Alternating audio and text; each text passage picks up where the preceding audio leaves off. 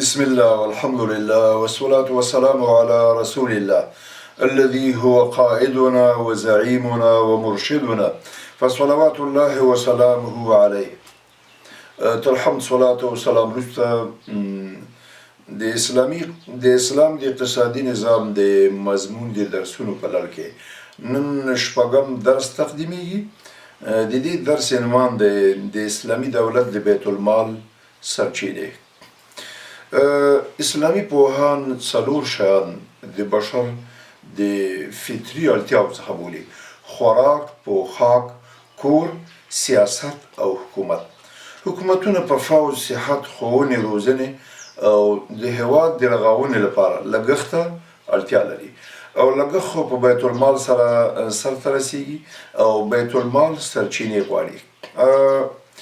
د دغه درس اهداف او مقاصد: د اسلامي بیت المال عواید، ملي شتمني، کاني ذخیرې، زکات او عشر، جزیه، فی او غنیمت، د ځمکې کرایه، کاروباري ګټې، اوقاف او عطایا، عشور، اموال فاضله، لقطه، مالیات او ګڼې عایداتي سرچینې، تعزیري مالونه او لاوارثه شتمني. اوس په دې باندې بحث کوو چې ملي شتمني څه ته وایي. د هېواد ټولې غیر مملوکه ځمکې، د ځمکې په سطحه کاني ذخیرې، ځنګلونه، څړځایونه، پلونه، سړکونه، بارکونه، سیندونه، جهیلونه، چینې، غرونه، اگر که د فردي استفادې په خاطر ورڅخه هر څوک ګټه اخیستلی شي، لیکن په مجموع کې اسلامي دولت ته د ټولنیزو اهدافو د تحقق په خاطر د ګټې اخیستنې بشپړ حق په برخه ده. د اوبو ذخیرو څخه به د اوبو رسولو او د برېښنا د تولید لپاره کار اخیستل کیږي چې د دې ټولو عوایدو محصولات د بیت المال اقتصادي مهمه سرچینه جوړوي. بله سرچینه کاني ذخیرې دي. په دولتي ځمکو کې ټول د دولت مال شمیرل کیږي. دولت به د عوض په مقابل کې چاته په اجاره ورکوي. بل زکات او عشر دي. د بیت المال په سرچینو کې مهمه سرچینه د اسلام بنسټیز رکن زکات دی. په قرآن عظیم الشان کې ډیر ځایه راغلی او په اووه ځایونو کې د مانځه سره یو ځای ذکر شوی. په هر بالغ مسلمان د نصاب په درلودلو سره په کال کې یو ځل لازمیږي. د نابالغو هلکانو په مال کې نشته، البته عشر پې شته. منکر کافر او نه ورکوونکي سره یې جګړه هم کیدی سي. حکمت او مصلحت یې دا دی چې له شتمنو دې واخیستل سي او په بېوزلو دې توزیع سي. د زکات بېلابېل مالونه او نصابونه: لومړی سره او سپین زر. د سپینو زرو نصاب 200 درهمه ده چې د سرو زرو نصاب 20 دیناره. د یو دینار وزن یو مسقال او اوسنۍ اندازه 0.8 ګرامه 0.8 ګرامو سره برابر ده. بل بانک نوټونه: هر رنګه نغده پانګه که د سکو په بڼه یا د نوټ په شکل وي، په دې شرط چې ارزښت د سپینو او یا سپینو زرو یا د سرو زرو نصاب ته ورسیږي، زکات پې لازمیږي. سوداګریز سامان لکه ځمکه، تعمیرونه، باغونه، موټرې، غله لرګي، پنبه، ټوکر، څپلۍ، قرطاسي باب. لنډه دا چې هر شی چې تجارتي شکل غوره کړي د هغې په قیمت کې 2.5% زکات لازمیږي. البته د حمل و نقل وسایل چې د خپل ضرورت لپاره وي زکات پکې نشته. کارخانې، الوتکې، بیړۍ، ماشین آلات او د سفربري موټرو په حاصلاتو ګټه کې 2.5% زکات لازمیږي. بل حیواني محصولات د دې زکات بله مهمه عمده برخه ده، لکه اوښان، ګډې، وزې، پسونه، غوایي او میښې زکات لري.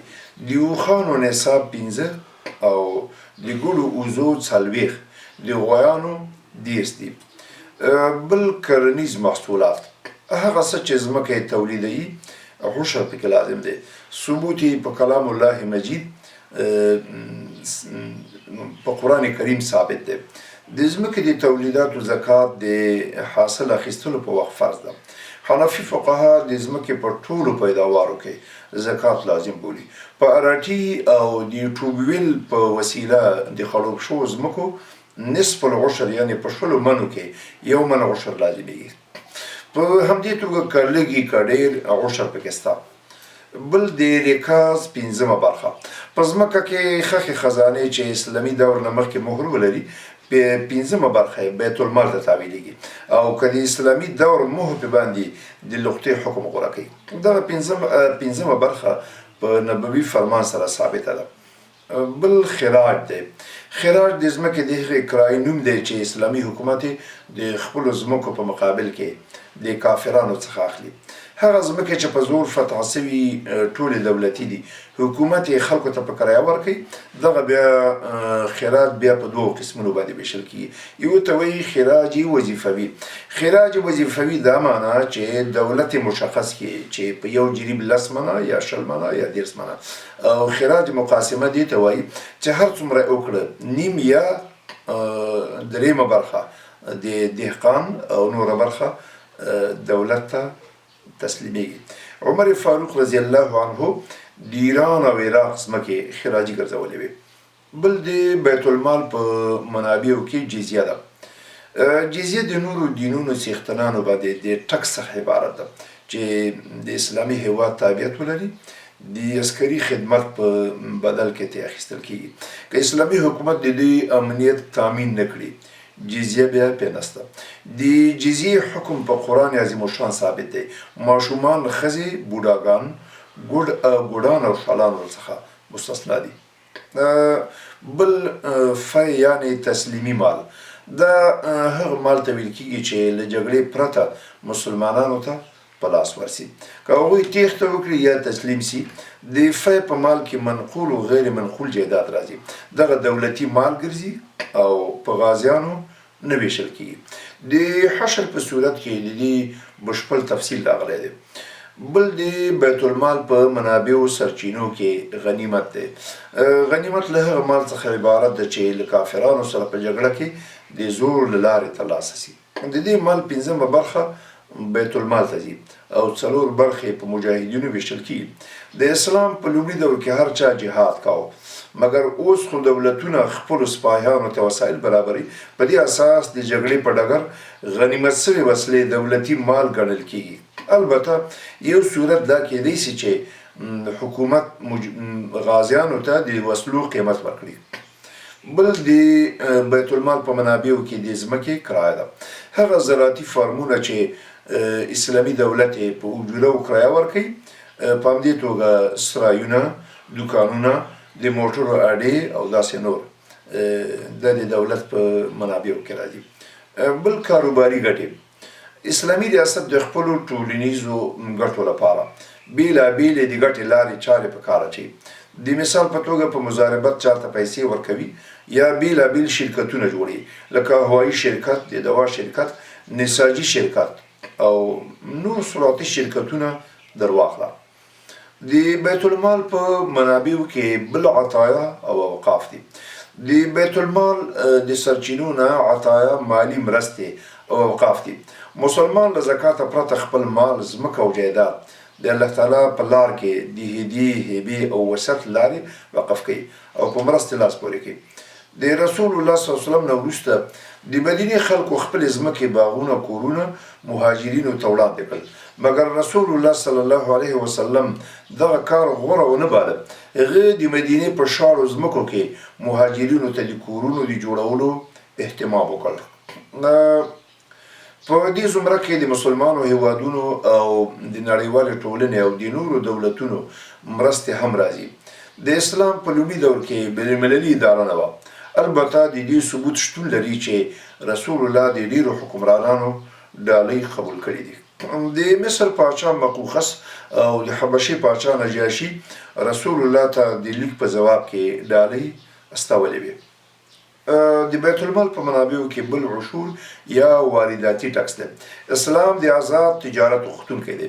غواړي چې د یو مملکت اضافه تولید دی بل هیواد ته پرته له قیده ولاړ سي.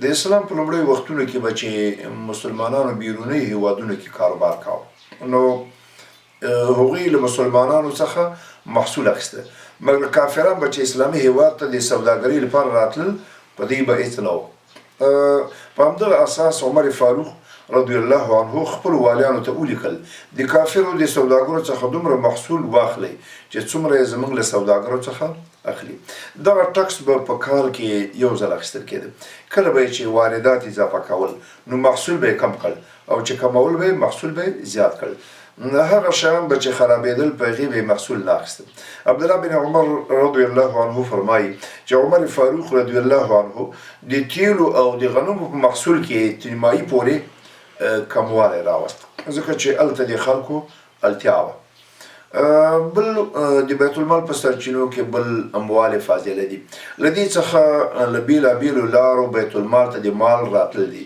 لکه د مرتد مال او جایداد د باغیانو اهل ذمه و مال په همدې توګه د ځنګلاتو حاصلات د کبانو د پنځمې برخې حاصل چې څومره کبان له سیند نه ترلاسه کېږي دا به پنځه برخې سي قیمت یې پنځمه برخه بیت المال ته ځي او څلور برخې چې چا نیولي دي د هغه ملکیت دی د بیت المال په سرچینو کې لقطه او بې څښتنه مال په دې کې ټول شیان شامل دي چې څښتن یې ورک شوی وي لومړی باید د څښتن درک معلوم سي که چیرې ته یو کال پورې معلوم نسي نو بیا د خیرات او یا د بیت المال ته تحویل کړی سي بل د بیت المال په سرچینو کې اضطراري ټکس دی د کوم مصیبت سیلاب زلزلې او یا د خزانې د تشوالي له امله حکومت په شتمنو ټکس لګولی سي ګڼې عایداتي سرچینې لکه د برېښنا هوایي ځمکني او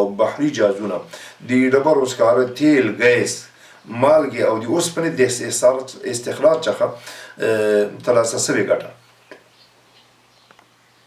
عمر بن عبدالعزیز رحمه الله د عراق یو جهیل په کرایه ورکړی و همدارنګه لاوارث شتمني هم په دې زمره کې راځي دا زموږ درس په همدې اکتفا کوو سبحانك اللهم وبحمدك أشهد أن لا إله إلا أنت أستغفرك وأتوب إليك